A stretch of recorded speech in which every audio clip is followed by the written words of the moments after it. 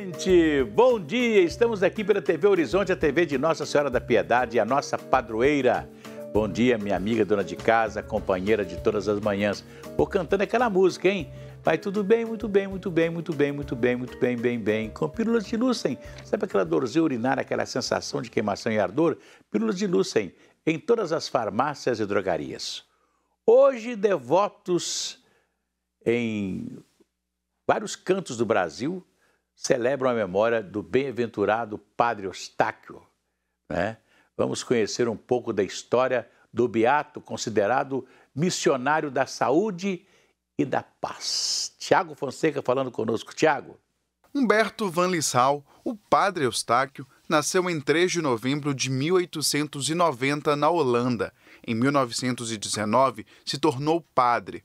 Foi pastor de almas e modelo de pároco. Ele chega no Brasil, juntamente com mais 2 padres, em 1925, para fazer um trabalho no Santuário de Nossa Senhora da Badia da Água Suja, no Triângulo Mineiro. Nisso, depois desses 10 anos, o Padre Eustáquio é enviado para Poá, uma cidade ali próxima a São Paulo. Chegando em Poá, que nós vamos ter a grande fama do Padre Eustáquio como um grande padre que opera milagres através das suas bênçãos. Foi em 1942 que Padre Eustáquio chegou em Belo Horizonte a convite de Dom Cabral.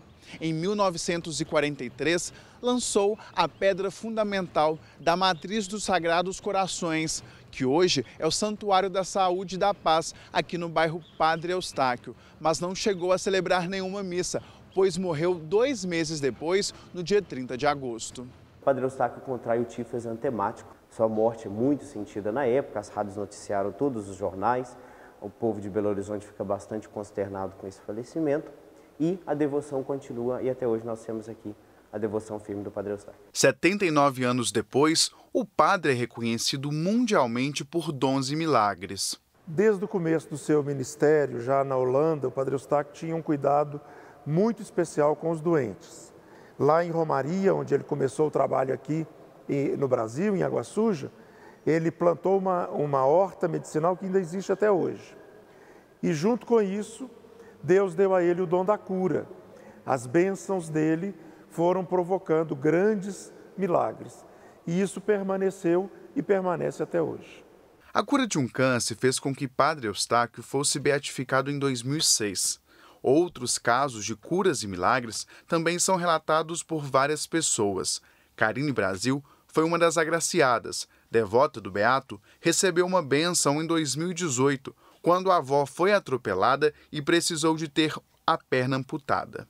Eu peguei o pé dela, que estava bem gelado, roxo, a pele bem escura. E aí eu comecei a fazer oração de Padre Eustáquio, massagear o pé dela, tentando ativar a circulação. Passados 2 dias, ela saiu do CTI, continuou o acompanhamento, não foi necessário realizar a amputação da perna. Neste dia 30 de agosto, os devotos celebram 79 anos da memória do padre e aguardam a conclusão do processo de canonização do beato. Toda a parte teológica, histórica, tudo isso está pronto e nós então estamos pedindo a Deus que se manifeste através de um milagre e com este milagre, então, ele poderá ser reconhecido como um santo. Pois é, mas para muitas pessoas, embora oficialmente ele não seja, mas para muitas pessoas Padre Eustáquio é um santo, né? Porque as pessoas têm uma fé muito grande naquilo que Padre Eustáquio foi. Aquele homem que foi da fé, né? E que via as pessoas, né? E chegava e colocava a mão, era uma coisa fantástica, maravilhosa. A gente conversa com aqueles que conheceram o Padre Eustáquio, né? Ainda conheceram o Padre Eustáquio, e lá na paróquia dos Sagrados Corações, na igreja do Padre Eustáquio, tem um pequeno museu lá, né? Um memorial do Padre Eustáquio com muitas fotos dele daquela época. As pessoas tinham foto em casa e doaram fotos, né? Aliás, tem um posto de gasolina na rua Padre Eustáquio que ele abençoou quando o posto começou, e tem lá a foto dele do posto de gasolina até hoje lá, né? Mas hoje nós vamos falar ainda de coisas da igreja. Ontem eu assisti a uma palestra do padre João Francisco Batista da Silva, da Arquidiocese de Juiz de Fora, professor do Seminário de Santo Antônio, lá de Juiz de Fora, do Centro Universitário Academia de Juiz de Fora, formado pela Universidade Gregoriana de Roma e mestre em História da Igreja. Padre João Francisco, bom dia. Bom dia, Ciro, uma alegria, aceitei com muito prazer o convite seu para estar aqui nesse importante programa. Pois é, o padre João Francisco ontem fez uma palestra na Academia Mineira de Letras a respeito do nosso querido primeiro arcebispo, não bispo, né? Porque a Mariana, a Diocese de Mariana é muito antiga, a primeira de Minas, né? Mas quando ela se tornou arquidiocese, estava lá na diocese, era o bispo que virou arcebispo, o nosso Dom Silvério Gomes Pimenta. O senhor falou sobre Dom Silvério Gomes Pimenta, que foi um prelado dos mais importantes da Igreja do Brasil, que inclusive foi levado à Academia Brasileira de Letras. Isso. Ele se torna membro da Academia Brasileira de Letras em 1920, mas a missão dele em Mariana, ele começa já lá na década, em 1890, quando se torna bispo, o primeiro bispo negro do Brasil e também na Diocese de Mariana. Pensamos que a Diocese de Mariana, naquela época, envolvia praticamente todo o estado de Minas Gerais. Inclusive Belo Horizonte. Belo Horizonte, né? Belo Horizonte nasceu pertencendo à Arquidiocese de Mariana. Né? A Diocese de Belo Horizonte foi criada em 1921. Dom Silvério morre em 1922. Então, era o primeiro bispo também de... Foi o primeiro bispo da nova capital. Né? Da nova capital. Da velha capital, que é Ouro Preto, e da nova capital, que foi Belo Horizonte, que naquela época era Sabará. Né? Exatamente. O arcebispado de Mariana eram todas essas cidades. Todas né? essas, Mas o senhor falou muito bem do Dom Silvério, que era um brasileiro, um mineiro, nascido na cidade de Congonhas. Isso, na época chamada de Congonhas do Campos. Ele nasceu em 1840 e, portanto, morre com 82 anos. Né? Nasce um menino muito pobre, de uma família muito simples, irmão de 5, né? Era o primeiro, na verdade, de uma família de 5 filhos. E ele precisou ajudar o pai na educação dos filhos, né?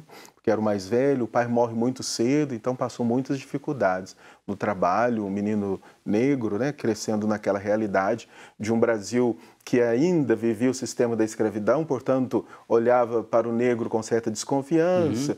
Trabalho de sapateiro, às vezes até de lenheiro, né? Carregar lenha para a casa das famílias. Mesmo assim, conseguiu estudar. Com 15 anos, tinha feito a escola elementar. Pois é. E depois foi para o seminário. Estudou em Mariana? Estudou no seminário de Mariana. E quem o recebe é Dom Viçoso, um bispo muito importante também, que começa um projeto que depois o bispo Dom Silvério encabeça, que é o projeto da reforma do clero e do povo em Mariana. Aliás, uma coisa interessante, ele foi o biógrafo de Dom Viçoso, fez um livro maravilhoso. Isso. Inclusive o livro que deu a ele a cadeira na Academia Brasileira de Letras, que é a história da vida de Dom Viçoso. Dom Viçoso teve também teve uma importância muito grande, porque ele combateu primeiro a escravatura, né? Sim. E ordenou 2 padres negros, que foi Dom Silvério e o Padre Vitor. E o Padre Vitor, né? Que é o Padre Vitor, que é adorado lá na cidade de Três Pontas, né? Isso. Esse detalhe da vida de Dom Viçoso é muito importante, porque ele escreveu, inclusive, um diálogo em que ele debate com um personagem fictício contra a escravidão, mas teve posturas claras também contra a própria escravidão, como, por exemplo, um famoso advogado que queria se tornar padre, ele não permite, porque era dono de muitos escravos. Ele disse, um padre não pode ter tantos escravos. E depois começa a admitir indistintamente no seminário meninos pobres e ricos, brancos e negros, porque ele acreditava, em primeiro lugar, na vocação do padre, depois na condição social dela. Então é um novo clero que vai surgindo, e Dom Silvério e o Padre Vitor são símbolos desse novo clero que surge. Não é mais um clero como o clero colonial, que eram padres membros das famílias ricas, pessoas nobres, né? Mas era um clero agora baseado na vocação, e que pode admitir pessoas como Dom Silvério e o próprio Padre Vitor, que vem de famílias muito simples. Pois é, o senhor nos falou ontem na sua oratória, na sua conferência que o senhor fez, que Dom Silvério, ele falava vários idiomas, além naturalmente, daquela época, o padre tinha que falar latim, porque as missas eram todas em latim, né? Isso, é. E ele sabia muito bem latim, inclusive foi professor de latim no seminário. E o mais interessante é que ele nunca saiu do Brasil para estudar e sabia muitas línguas. Inclusive tem um fato, se me permite contar, que, digamos, um fato legendário, né? Eu trato esse fato na dinâmica da plausibilidade, né? Como um fenômeno, porque se diz de Dom Silvério que era uma pessoa muito sábia que viajou para a Europa para se encontrar com o Papa junto com o reitor do seminário da época. Então, que vendo Dom Silvério conversando com o Papa em várias línguas, os cardeais ficaram assustados. Então, o Papa Pio IX começava a falar em francês, ele acompanhou. Começou a falar em italiano, ele acompanhou. Falou com ele em latim, falou com ele em alemão, ele acompanhou. Então, ele disse assim, voltemos para o nosso belo italiano, que assim a gente domina a conversa, né? E os cardeais em volta ficaram assustados e dizem assim, Niger sed sapiens, que é uma frase que ficou bem conhecida no meio na biografia de Dom Silvério, que significa, é um negro, mas um sábio. Então eu trato na perspectiva da plausibilidade para dizer assim, pode não ter acontecido, bem provavelmente ninguém tem acesso à documentação sobre esse fato, mas poderia ter acontecido, porque de fato ele era um negro sábio. Nós estamos conversando com o padre João Francisco Batista da Silva, que é um mestre em História da Igreja e que fez ontem uma palestra muito bonita na Academia Mineira de Letras a respeito dessa figura de Dom Silvério Gomes Pimenta, que nós estamos vivendo nesse ano de 2022, o centenário da sua morte. Mas, padre João, eu deixei mais ou menos um assunto para a gente tocar agora a respeito da figura de Dom Silvério, justamente naquela fase que a igreja deixou de ser uma igreja de Estado para ser um clero independente, laico. Isso.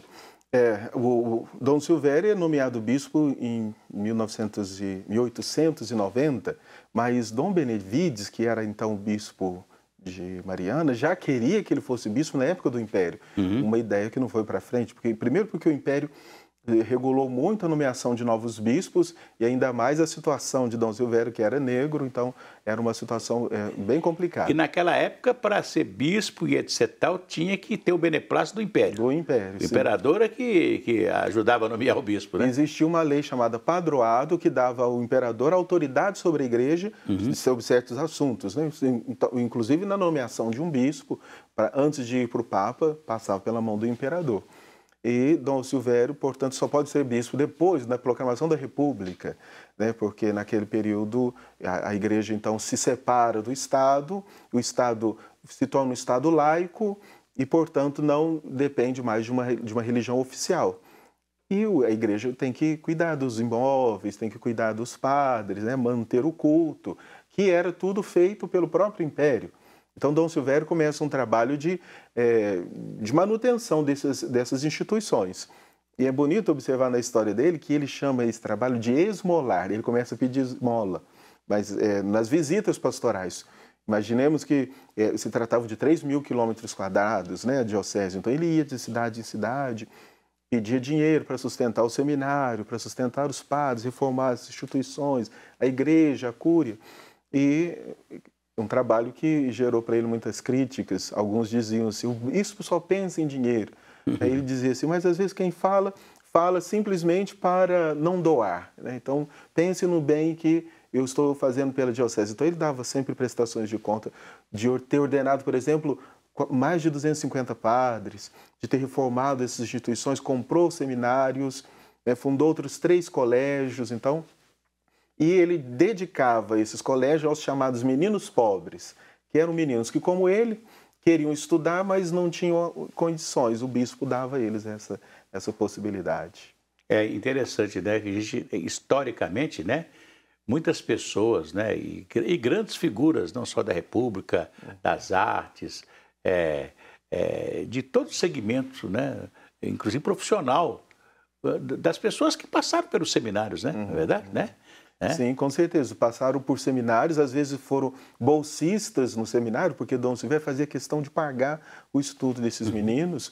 E ele depois fez um trabalho muito interessante que é sabido que aqui em Minas Gerais não existiam tantas congregações religiosas por causa da desconfiança gerada desde a época do Marquês de Pombal, lá no século XVIII. E Dom Silvério, depois da proclamação da República, viaja na Europa, convidando as congregações para virem para Minas Gerais. E vêm muitas, que começam a assumir trabalho de educação, começam a assumir paróquias, mas de modo especial fundam colégios internos, de semi-internato. Então, por isso nós vemos que muitas pessoas estudaram em colégios católicos, por causa de um trabalho que Dom Silvério fazia, exatamente de promover a educação católica. Pois é, e essa tradição está aí hoje, né? Porque nós temos aqui hoje um dos principais colégios de Belo Horizonte, é o Colégio Santa Maria, né? Que veio justamente dessas congregações que, na época, o Dom Antônio dos Santos Cabral trouxe para Belo Horizonte, né? Sim. Nós temos vários colégios, né? E naquela época, eu sempre falo assim, a visão de Dom Cabral, que foi o nosso primeiro arcebispo, também teve essa visão fantástica, porque ele convidava para vir para cá essas organizações, né, católicas que fundaram aqui grandes colégios, estão aí até hoje, né? Sim. Prestando belo serviço à educação, principalmente a educação, e educação formada no ambiente católico, né? Às vezes até o próprio seminário era uma escola. O menino entrava para o seminário, fazia toda a formação do seminarista e no final das contas não se tornava um padre. Para os bispos e os padres naquele momento não era nenhum problema. Inclusive existe na entrada do seminário da campanha uma bonita frase deixada pelo um dos primeiros reitores, né? Ele dizia o seguinte: olha, se não formamos um padre para o clero, formamos um bom cidadão para a pátria. Então, essas duas coisas caminhavam juntas. E tem mesmo uma diferença, né? Normalmente, todo aquele que passou pelo seminário, ele tem... primeiro, ele é um humanista, né? Porque passou pelo curso de humanidades, que os seminários naquela época, né, proviam os seus alunos, não é verdade? Né? O Dom Silvério é um testemunho desse, mas nós encontramos outros tantos que conheciam de humanidades, de filosofia, inclusive de ciências da área do positivismo, das ciências novas, né? de história natural, conheciam matemática. Então, não era só uma formação em línguas, mas era uma formação muito ampla. Inclusive, o artigo do livro que nós citamos ontem, dos 270 anos do seminário, é um texto que nós trabalhamos como era o currículo dos seminaristas na época de Dom Silvério. Quer dizer, foi realmente uma coisa fantástica, maravilhosa, a presença de Dom Silvério. E depois, a Academia Brasileira de Letras foi uma consequência primeiro do livro que ele escreveu, conforme o senhor disse, né? Mas ele teve uma influência muito grande nas letras do Brasil. Sim. Hoje nós vemos se multiplicando sobre ele muitas biografias, muita coisa escrita, né? Mas no contexto da morte dele, no início do século XIX, do século XX, nós encontramos muitas coisas que foram escritas a partir dos textos de Dom Silvério. Então, ele é uma grande influência assim, pela literatura brasileira. Hoje, talvez ele precisaria ser recordado na perspectiva da luta a favor da consciência negra. Que isso fica esquecido, porque se diz a respeito da igreja de ter estado ausente da questão dos negros, de não ter participado da questão abolicionista, mas Dom Silvério é um que dá um testemunho de que não, que alguém como Dom Viçoso, como Dom Benevides, estavam interessados na questão dos negros no Brasil e podem promover uma figura como Dom Silvério de destaque, ou um santo como o Padre Vitor. São pessoas que, numa postura discreta, mas promovem e depois multiplicam aquilo que eles recebem, fundando escolas, né, trabalhando nesse sentido para a promoção, inclusive, das pessoas negras. Pois é, isso vem confirmar, né, que, primeiro, pela vocação, né? Então, a gente, é bonito a gente sentir o seguinte, que toda criança é igual, né? Toda criança é igual, precisa realmente a oportunidade, né, de ser, né? Por isso que eu falo que um sonho, né, que eu acalento também, de ver nos lugares de bolsões de pobreza, que nós tivéssemos escolas de tempo integral, fosse uma escola diferente.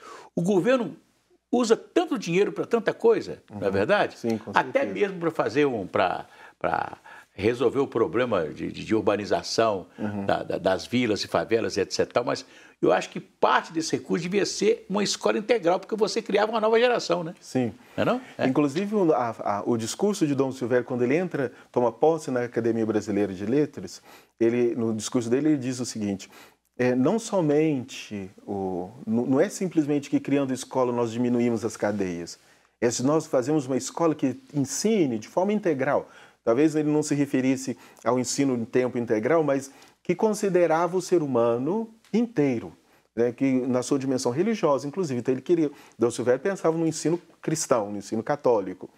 Mas hoje nós diríamos o ensino integral, que leva em consideração todas as dimensões do ser humano, que considere-o como alguém que pode aprender e também alguém que tem uma dimensão religiosa. Então isso é muito importante, né? Que nessa escola integral considere o ser humano inteiro, né? Não pelas metades, porque às vezes a escola é um sofrimento. É verdade. Outro dia eu perguntei para o meu sobrinho, você gosta da escola? Ele tem dificuldade, mas tira só nota boa na escola. Então a dificuldade é que às vezes a escola faz sofrer a criança e ela precisaria ser considerada na sua integralidade, né? Na sua dimensão de criança. Pois é, e o mais interessante, né, que Dom Silvério falou tantas línguas, tudo aprendido no seminário. Né? Não morou fora, ele visitou a Europa, visitou a Terra Santa, mas aprendeu porque ali o seminário ele se tornou um centro de formação muito importante no estado de Minas Gerais. Lembrar aqui que nós vamos entrar no mês de setembro e vamos entrar nos 120 anos de nascimento de Juscelino Kubitschek de Oliveira, que foi seminarista em Diamantina e lá aprendeu inglês e francês que lhe serviu para a vida toda. Olha só que bonito. Fazia discurso em inglês e francês. Aprendeu onde? No seminário de Diamantina. Né? Olha que interessante. Com os belos professores, né, naquela época do seminário de Diamantina. Quer dizer, o seminário sempre foi uma fonte, né, de sabedoria para muitas gerações. Né? Sim. E os professores eram muito bem formados, alguns deles eram lazaristas. O seminário foi coordenado pelos lazaristas durante muitos anos. Então vinham da Europa, de Mariana. Inclusive os Caraça, né? Lazarista também, né? O próprio Dom Viçoso era um lazarista. Então eles vinham da Europa, mas depois os próprios alunos do seminário começaram a ensinar, como Dom Silvério, e sabiam bem, né? Alguns tinham ido para a Europa, Dom Silvério não foi para estudar na Itália, mas aprendeu ali com os professores. Padre João Francisco Batista da Silva, mestre em História da Igreja, grande figura lá da nossa querida Arquidiocese de Juiz de Fora. Foi com muita alegria que nós o recebemos aqui, né? Para esse papo muito pequeno, mas que eu tenho a plena certeza que ajudou muita gente, né? Com a sua sabedoria, com tudo aquilo que o senhor falou de Dom Silvério Gomes Pimenta. Eu quero agradecer a sua presença. E um dia, passando por Belo Horizonte, volta aqui novamente. Vai ser uma alegria. Muito obrigado, Assi. Quero agradecer de modo especial a você por essa oportunidade de celebrar exatamente no dia de hoje, comemoramos 100 anos da morte de Dom Silvério.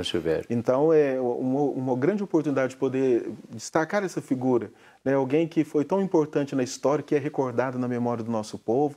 A gente conversando com as pessoas nas cidades, né? De modo especial os mais velhos, sempre falam de Dom Silvério. Então, homenagear Dom Silvério, para mim é uma grande alegria. Gente, muito obrigado. Amanhã tem mais aqui na TV Horizonte. Um abraço.